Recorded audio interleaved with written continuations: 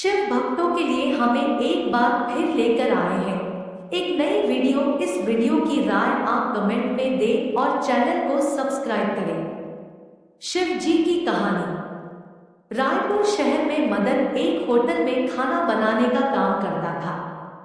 मदन बहुत ही स्वादी खाना बनाता था। मदन जो भी खाना बनाता था सभी उसकी तारीफ करते थे। मदन के घर में उसकी पत्नी रमा और एक बेटा मोहन था। मदन को हर महीने 5,000 रुपये मिलते थे, जिससे किसी तरह उनके परिवार की गुजर बसर हो जाती थी।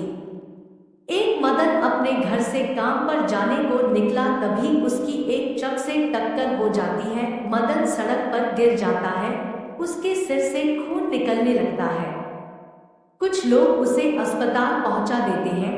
जैसे ही रमा को खबर मिलती वह अस्पताल पहुंच जाती है। रमा, डॉक्टर साहब मेरे पति ठीक तो हो जाएंगे ना?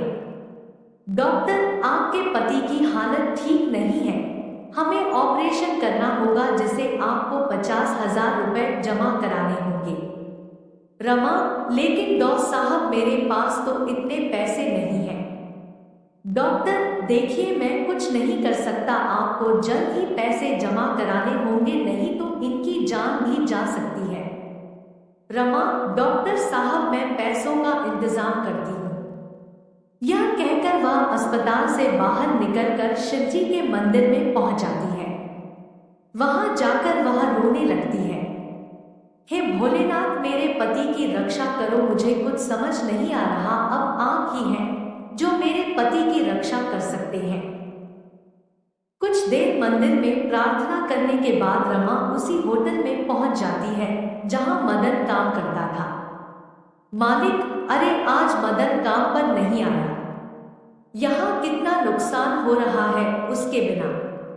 रमा, सेठ जी उनका एक्सीडेंट हो गया है और डॉक्टर ऑपरेशन के लिए 50,000 रुपए मांग रहा है।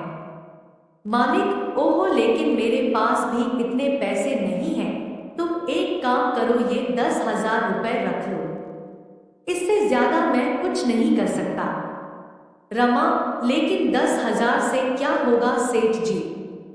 मालिक, मैं इतना ही कर सकता हूँ। रमा रुपए लेकर अस्पताल पहुंच जाती है।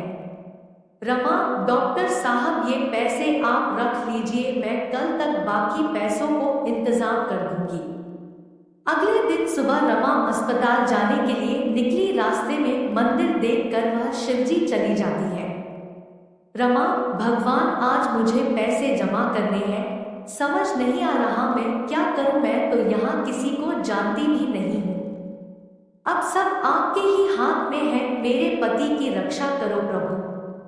रमा कुछ देर मंदिर में बैठकर रोती रहती है। उसके बाद वह बाहर आ जाती है। तभी मंदिर की सीढ़ियों पर उसे एक बच्चा दिखाई देता है। रमा, बेटा तुम कौन हो और यहाँ अकेले क्या कर रहे हो? बच्चा, मेरे माता पिता खो गए हैं, क्या आप मुझे उनके पास ले जा सकती हैं? रमा, लेकिन मैं उन्हें कैसे ढूंढूंगी? तुम एक काम करो, मेरे साथ अस्पताल चलो, वहां से हम पुलिस स्टेशन चलेंगे, पुलिस तुम्हारे माता पिता को ढूंढ लेगी। रमा उस बच्चे को लेकर अस्पताल पहुंच जाती है। लेकिन तभी अस्पताल के दरवाजे पर ही उस बच्चे के माँ बाप मिल जाते हैं। माँ, आपका बहुत शुक्रिया, आपने मेरे बच्चे को ढूंढा। रमा, कोई बात नहीं, भगवान भोलेनाथ की कृपा से आपका बच्चा मिल गया, यही काफी है। रमा ने उन्हें सारी बात बता दी। पिता, कोई बात नहीं, आप यह पैसे रख लीजिए और अपने पति का इलाज करवा लीजिए। रमा पैसे लेकर अंदर जमा कराने चली जाती है। वह डॉक्टर को पैसे देकर बाहर आती है, तब तक दोनों माता पिता वहां से चले जाते हैं।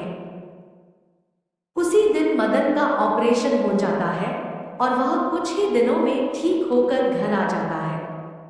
कुछ दिन बाद मदन, रमा और मोहन तीनों भगवान शिव के मंदिर जाते हैं।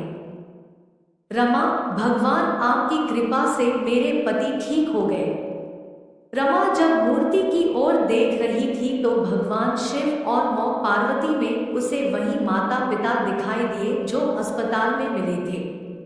यह देखकर रमा रोने लगी। रमा, भगवान आप स्वयं मेरी मदद करने आए और मैं आपको पहचान न सकी, मुझे माफ कर दीजिए। रमा ने यह बात मदन को बताई। तीनों उस दिन से भगवान भोलेनाथ की भक्ति करने लगे। मदन अब उसी होटल में काम करने लगा था। इस तरह तीनों भोलेनाथ की कृपा से खुशी खुशी रहने लगते हैं।